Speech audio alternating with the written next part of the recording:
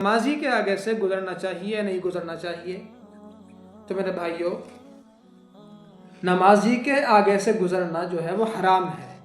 دیکھیے، ایک ہوتا ہے گزرنا اور ایک ہوتا ہے نکلنا۔ ایک آدمی نماز پڑھ رہا ہے تو اس کے سامنے یعنی اگلی صف میں کوئی آدمی بیٹھا ہوا ہے، تو اس نے اپنی نماز پوری کر لی ہے، اس کو اب جانا ہے، اور اس سے پچھلے والی صف میں جو آدمی ہے وہ نماز پڑھ رہا ہے، تو یہ وہاں سے نکل سکتا ہے یا نہیں نکل سکتا ہے؟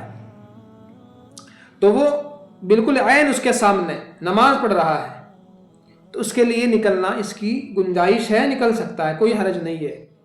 ایک ہوتا ہے نکلنا اور ایک ہوتا ہے گزرنا۔ نمازی کے آگے سے ادھر سے ادھر جانا اسے کہیں گزرنا، اسے کہتے ہیں گزرنا۔ اور نمازی کے سامنے جو آدمی بیٹھا ہوا ہے وہ ایک طرف کو نکلنا، وہ ایک طرف کو نکل سکتا ہے، اس کی گنجائش ہے۔ نکلنا جائز ہے اور گزرنا حرام ہے۔ بلکہ گزرنے کے تعلق سے تو اتنی بڑی سخت وعید آئی ہوئی ہے حدیثوں میں کہ اگر نمازی کے آگے سے گزرنے والے کو پتہ لگ جائے، معلوم ہو جائے کہ نمازی کے سامنے سے گزرنا کتنا بڑا گناہ ہے، تو وہ 40 سال تک اپنی جگہ بیٹھا رہے گا لیکن گزرنے کی ہمت نہیں کر سکتا۔ اتنا خطرناک ہے نمازی کے آگے سے گزرنا۔ پھر مسجد جو ہوتی ہیں مختلف ہوتی ہیں، کوئی بڑی مسجد ہوتی ہے، کوئی چھوٹی مسجد ہوتی ہے۔ چھوٹی مسجد کا مسئلہ الگ ہے، بڑی کا مسئلہ الگ ہے۔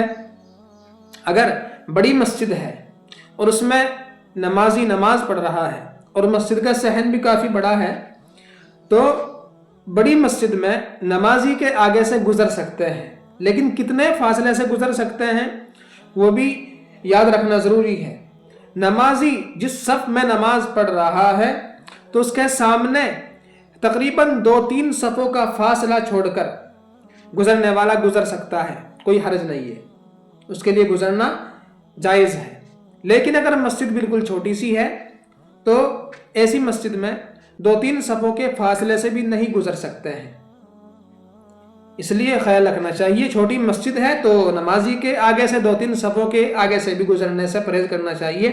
اور اگر مسجد بڑی مسجد ہے، درمیانی مسجد ہے، کافی بڑی مسجد، تقریباً 10-12 صفوں کی مسجد ہے، تو ایسی مسجد میں جو ہے نمازی کے آگے سے 2-3 صفوں کو چھوڑ کر کے گزر سکتے ہیں، کوئی حرج نہیں ہے۔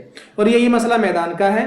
ایک آدمی میدان میں کھیت میں نماز پڑھ رہا ہے تو اس کے سامنے سے گزرنا جائز ہے، بشرطے کہ 2-3 صفوں کا فاصلہ ہو۔